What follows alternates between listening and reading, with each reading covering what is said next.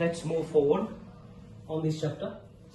Last time हमने discuss करा था that Mendel has used 14 different plants, ना 7 pair of distinct characters बोल सकते हैं. Now I'll say why he used pea plant. ठीक ना, why Mendel used pea plant for his experiment. Question आता है यहाँ से. ओके, बोर्ड एग्जाम में भी क्वेश्चन आता है यहाँ से. सो कुछ खासियत है, ऑब्वियसली कुछ खासियत होगा तभी तो इस्तेमाल कर रहे होंगे. Let's see, several points are there why he used pea plant. पहला, इट वाज और it is an annual plant. ठीक है, एनुअल प्लांट है, एक साल के अंदर ही अपना लाइफ साइकिल कंप्लीट कर लेता है.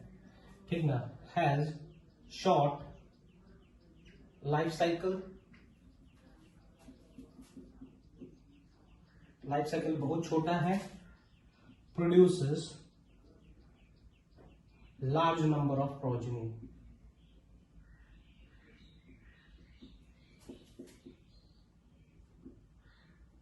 पर साइकिल, पर ब्रीडिंग पीरियड.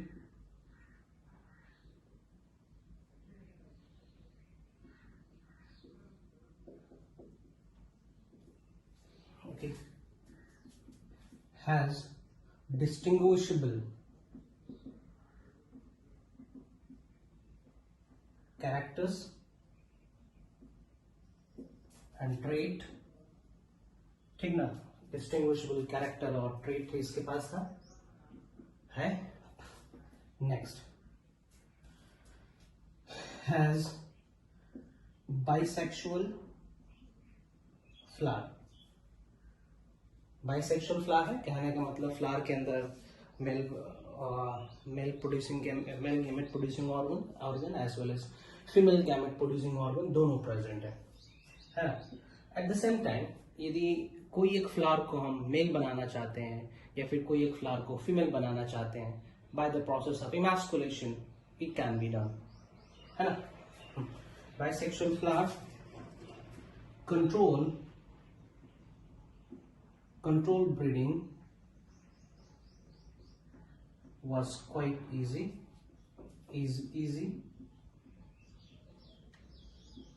ठीक है, ब्रीडिंग परफॉर्म करना बहुत ही आसान है, पी प्लांट है ना. तो इन्हीं सभी कारणों के चलते Mendel used pea plant for his experiment. Okay, याद रखेंगे, this question are often asked in board exams.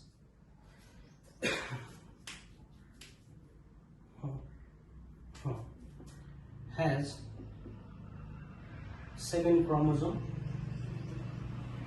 7 pair of chromosome.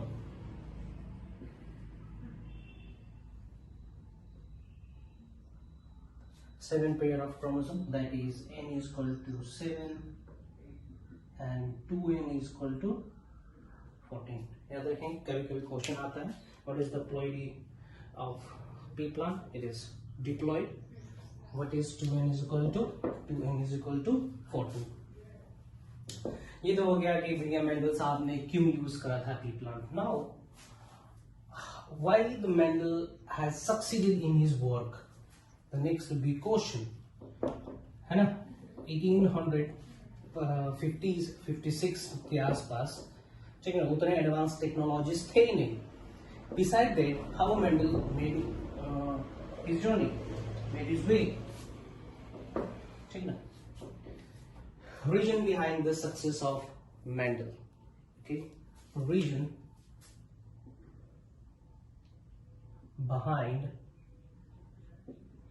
the success of Mendel.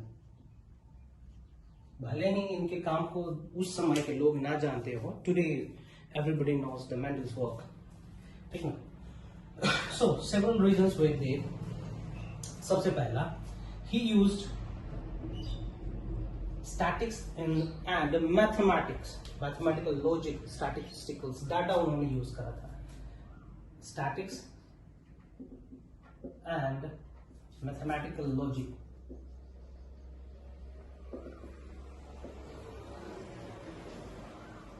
to achieve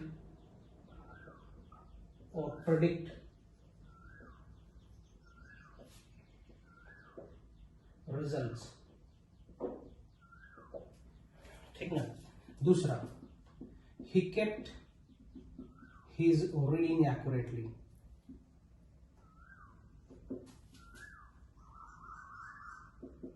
बहुत लोग क्या करते हैं आज के डेट में, जो रिसर्चर्स होते हैं, स्कॉलर्स होते हैं, वो अपने डाटा चुराते हैं, ठीक ना, डाटा चुराते हैं या फिर फेक डाटा लिखते हैं। लेकिन मेंडल ने क्या करा, उन्होंने डाटा वाटा कुछ चुराया नहीं, कुछ फेक डाटा नहीं लिखा, जो उनको मिलता गया, जो डाटा प्राप्त होता गया रिसर्च के दौरान, वो लिखते गए। He worked on large sample, ठीक ना। उन्होंने 1-2 मटर प्लांट पे काम नहीं किया, लगभग 1000, 2000, 3000, ठीक ना, हजारों हजार में उन्होंने मटर का पौधा लगा रखा था और उसके ऊपर रिसर्च कर रहे थे, ठीक है। लार्ज सैंपल साइज रखा था उन्होंने, he worked on large sample, okay.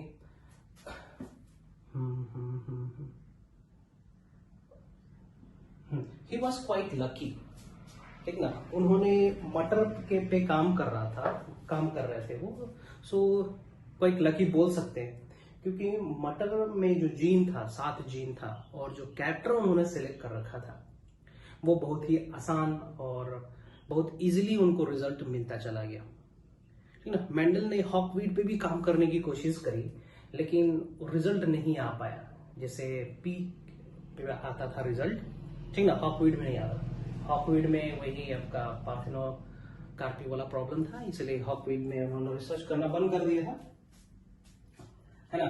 So he was quite lucky, बोल सकते हैं was quite lucky that he chose P plant.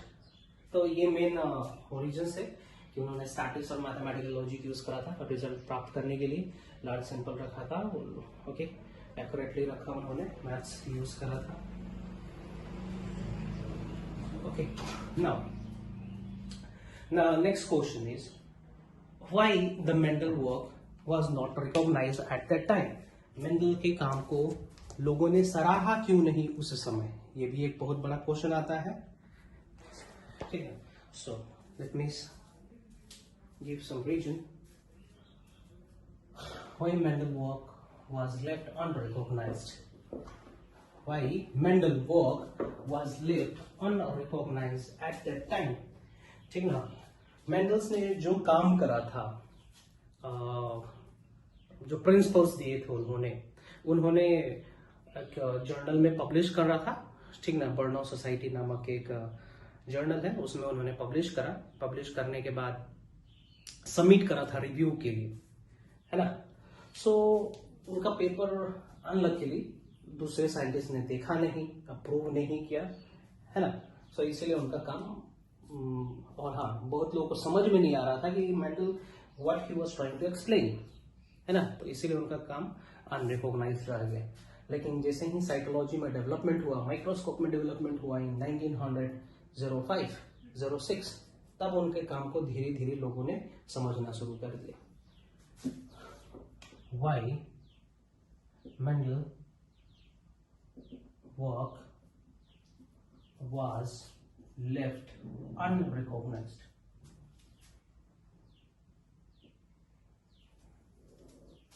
सबसे पहला उन्होंने मैथ्स यूज करा था बायोलॉजी में, जो कि बहुत सारे साइंटिस्ट को पल्ले नहीं पड़ रहा था। He used maths and statics in biology, ठीक है, which was not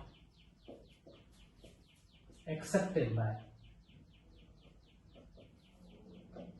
many scientists of that time. ठीक है, उस समय के साइंटिस्ट लोग को ये समझ में नहीं आया था। दूसरा, कम्युनिकेशन वॉज वेरी पुअर, ठीक है, कम्युनिकेशन इतना मतलब सही नहीं था, कम्युनिकेशन उतना एडवांस नहीं था कि इस सारे लोगों के पास ये डाटा पहुंच जाए। तो कुछ लोगों के पास ये डाटा पहुंचा, ठीक ना, जिनके पास पहुंचा उन्होंने रिव्यू नहीं करा, उन्होंने ढंग से देखा नहीं, कम लोगों के पास ये डाटा पहुंचा, अपना दिमाग नहीं लगा पाए वो लोग, अनवेयर हो गया, was very poor at that time.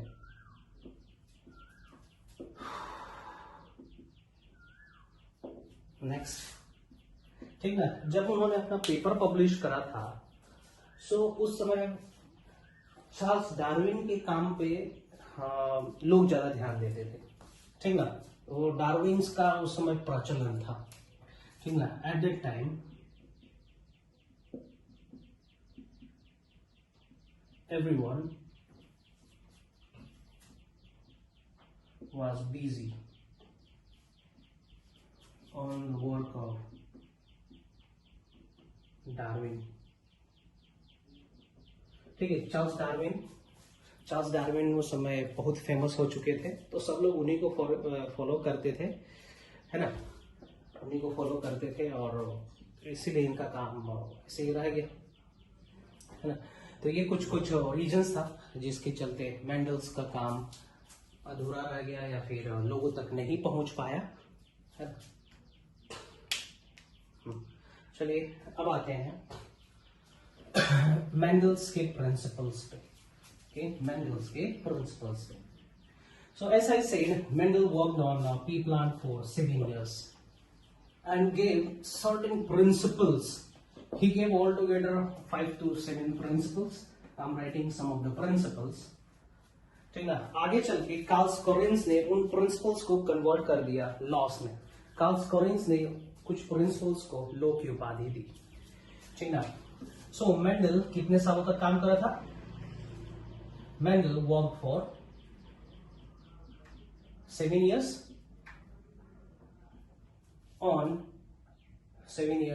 on pure line P plant, ठीक ना। कब से कब काम करा था? 56 से लेके 63 तक, ठीक ना। एंड गेव, और क्या दिया था उन्होंने? And gave 5 principles. Let me write down those principles, ठीक ना। उन्होंने प्रिंसिपल दिया, किसी दूसरे लोगों ने उस प्रिंसिपल्स को लॉ की उपाधि दी, ठीक ना। जैसे कि प्रिंसिपल ऑफ पेयर फैक्टर, है ना। पेयर फैक्टर, मेंडल्स ने कहा था something passes from the parents to the offspring, that something is called factor. Mendel said some factor passes from parents to offspring and that factor exists in pair. Pair मतलब 2 allele होते हैं, हर एक gene के 2 alleles होते हैं। that this principle said, principle of pair factor, principle of dominance,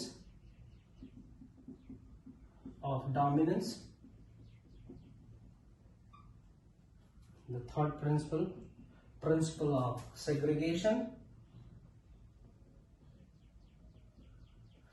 principle of purity of gamete,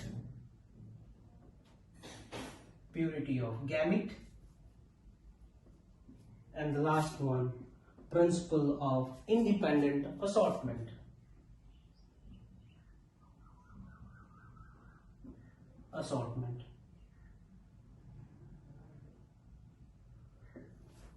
okay, उन्होंने इतने principles दिए। कार्ल्स कोरिन्स ने इन प्रिंसिपल्स को स्टडी करा and finally few of the principles were given the status of law, ठीक है। it was Carl Corins studied those principles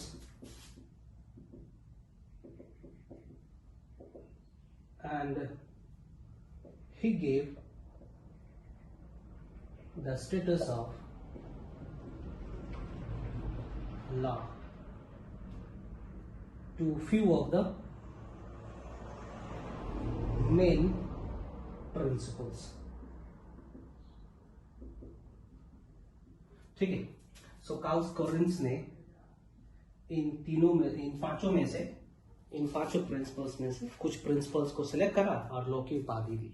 ठीक ना। क्वेश्चन ये दिया आएगा कि who has given the Mendel's law, तो मेंडल्स लॉ ही दिया था। ओके, मेंडल्स ने ही दिया था, नॉट कार्ल कोरेंस। हाँ, कार्ल कोरेंस ने स्टडी करा, ठीक ना, और उसको लॉ की उपाधि दी। ठीक ना, यही है इसका मतलब।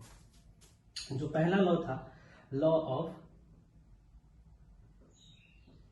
डोमिनेंस, ठीक ना, law of dominance, law of segregation,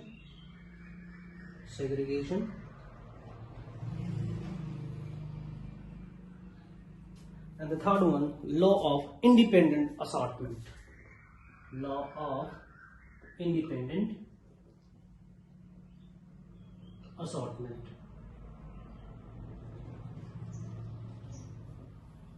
law of independent assortment। ठीक ना। सो इतने सारे उन्होंने principles the, law of independence assortment.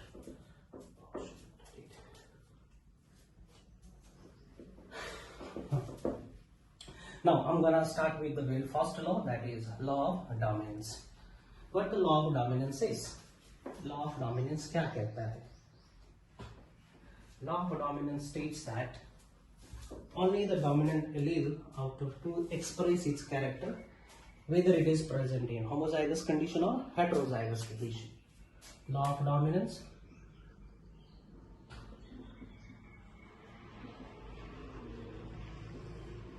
to study law of dominance, Mendel considered monohybrid cross.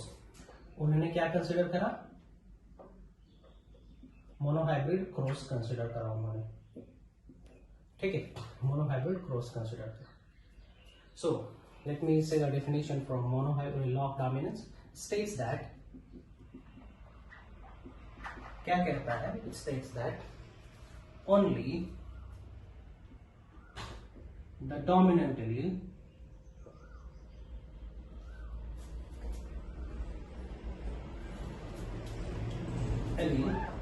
express the character whether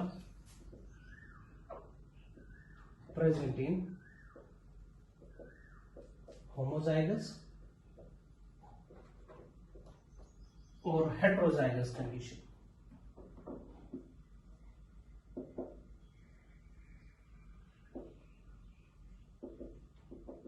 ठीक है, ये तो होमोजाइगस कंडीशन में प्रेजेंट हो या फिर हेट्रोजाइगस कंडीशन में प्रेजेंट हो। ठीक है, डोमिनेंट एलील ही एक्सप्रेस कर पाता है। For example, this is capital A, it will express, this will also express. In order to express the recessive type, ठीक ना, तो रिसेसिव पेयर में होने चाहिए तब जाके एक्सप्रेस होंगे। हम यहाँ पे कुछ लिख रहे हैं, recessive condition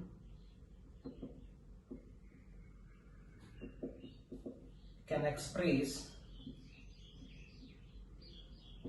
if present in homozygous condition।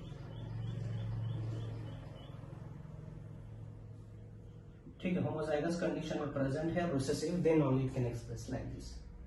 If the recessive is present in this condition, then only it can express, otherwise it will not express। Correct?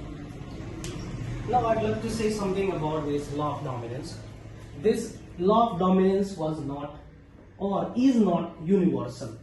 ठीक है, this law is not universal। ध्यान देंगे, ये law universal नहीं है, सभी के लिए लागू नहीं होता है। This law is not universal, ये universal नहीं है, ध्यान देंगे। I'll say deviation from Mendel's first law, okay, ठीक ना, हम बताएंगे कुछ एक्सेप्शंस जो है हम डील करेंगे यहाँ पे। So let me demonstrate the law of dominance with the help of monohybrid cross। So what the Mendel did in order to justify the principle of dominance, ठीक ना, he took pure plant, ठीक ना, he took pure plant with respect to the seed। ठीक ना, उन्होंने round seeded एक character लिया और रिंकल सीडेड दूसरा कैरेक्टर लिया। ही टूक टू डिफरेंट प्लांट, एक ऐसा प्लांट जो राउंड सीड प्रोड्यूस करता है, एक दूसरा प्लांट प्योर प्लांट है, वो 7 जनरेशन तक उसकी सेल्फिंग करी गई है। वो पौधा क्या करेगा, it will always produce wrinkle seed, ठीक ना। ये क्या है, round seed which is dominant over wrinkle seed. Okay, this is F0, ठीक ना, F0 generation. He made gamete out of this. यहाँ पे जो एलिल्स प्रेजेंट होंगे इस तरीके से प्रेजेंट होंगे, और यहाँ पे इस तरीके से जो पॉसिबल गैमेट बनना है, यहाँ पे ये गैमेट बनेगा, ये गैमेट बनेगा। Now F1 generation, how he encountered. In the F1 generation, he got all seeds round. सारे के सारे बीज, ठीक ना, बहुत सारे बीज बने। एक्चुअली यहाँ पे तो 2 ही बनेंगे, ये 4 बनेंगे, ठीक ना। उनको जितने पौधे मिले थे F1 जनरेशन में, सारे के सारे कैसे थे, सारे के सारे राउंड थे, ठीक है। इसका फिनोटाइप क्या था, फिनोटाइप राउंड, ठीक ना, ऑल राउंड, 1:2, ठीक है, 0। जीनोटाइप क्या था, देखते हैं जीनोटाइप इसका, ठीक ना। फॉर एग्जाम्पल यहाँ का गैमेट स्मॉल आर और ये वाला गैमेट कैपिटल आर, इस तरीके से। सो सारे के सारे जीन क्या है, एक ही प्रकार के हैं। जीनोटाइप क्या हो जाएगा इसका, 1:0, या फिर you can say 0:1:0, capital R is to capital R, small r is to small r, है ना। 0:1:0, इस तरीके से। फर्स्ट जनरेशन में उनको कोई रिंकल सीड देखने को नहीं मिला, ठीक ना। So what he did selfing, उन्होंने सेल्फिंग करी। F1 जनरेशन के जो प्रोजेनिस थे उनसे उन्होंने सेल्फिंग करी। ये जो प्रोजेनिस है F1 वाले, उन्होंने सेल्फिंग करी। ही डिड सेल्फिंग कहने का मतलब खुद जैसे पौधे के साथ रिप्रोडक्शन करवाना। सो ही टूक 2 प्लांट्स, यही पौधा उन्होंने, ठीक है, इसी बीज से उगा के उन्होंने पौधा लिया, ठीक है, लाइक दैट। सो यहाँ पे जो पॉसिबल गैमेट बनना था वो क्या होगा, R, ये 2 पॉसिबल गैमेट बने। यहाँ पे जो 2 पॉसिबल गैमेट बनेंगे इस तरीके से बनेंगे, है ना। ओके, जब उन्होंने ब्रीडिंग करी out of this, then what he got round seed as well as wrinkle seed, ठीक ना। He got round seed as well as wrinkle seed. तो भैया ये क्या हो रहा है यार, यहाँ पे हमने पेरेंट में तो एक राउंड रखा था, एक रिंकल रखा था। एक जनरेशन में तो रिंकल सीड तो गायब हो गया, लेकिन इस जनरेशन में देखा जा रहा है कि रिंकल सीड फिर से रिस्टोर हो जा रहे हैं। So how is it possible, ये हो कैसे रहा है, ठीक ना। यहाँ पे लॉ ऑफ डोमिनेंस तो प्रूव हो ही रहा है, साथ साथ ये भी प्रूव हो रहा है law of purity of gamete, law of segregation भी बोल सकते हैं कि यहाँ पे प्रूव हो रहा है ना। बाद में बताएंगे लॉ ऑफ सेग्रीगेशन, समझेंगे वो क्या है यहाँ पे। सो प्यूनट स्क्वायर का मतलब देते हैं हम लोग, इस गैमेट को यहाँ रखते हैं, इस गैमेट को यहाँ रखते हैं। कहने का मतलब एक को हम लोग मेल कंसिडर करते हैं, एक को फीमेल कंसिडर करते हैं। So what he got the result in this manner. Okay, here the phenotype ratio was, ठीक ना, 3:1, ठीक है। प्रैक्टिकली ये मैथमेटिकली लॉजिक लगा के उन्होंने 3:1 बोला था। जब उन्होंने लार्ज सैंपल साइज में ये एक्सपेरिमेंट करा था तो ये रेशियो आया था समथिंग अराउंड 2.97, ठीक ना, 2.97:1 आया था। सो मैथमेटिकली लॉजिक लगा के उन्होंने राउंड फिगर कर दिया 3:1। ओके, फिनोटाइप कहने का मतलब देखने में प्लांट कैसा था। ये जो 3 रेशियो वाला प्लान था, एक वाज राउंड, ये राउंड था, और ये एक जो था दैट इज रिंकल. ओके, ये रिंकल था. जीनोटिपिक रेशियो क्या होगा? जीनोटिपिक रेशियो इसका हो जाएगा जीन किस तरीके से, कैपिटल आर 1 दिख रहा है, capital R little R this is 2 and little R that is 1. तो genotypic ratio coming out to be 1:1 in F2 generation. ये F2 generation हो गए, है ना, इस तरीके से. So law of dominance यही proof यही proof हो रहा है कि only the dominant can show its character whether it is present independently या फिर पेयर में, ठीक ना.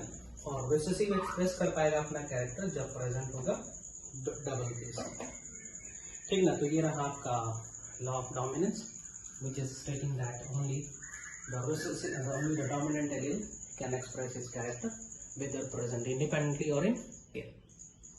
The next I'll discuss that one exception to the Mendel's law of dominance.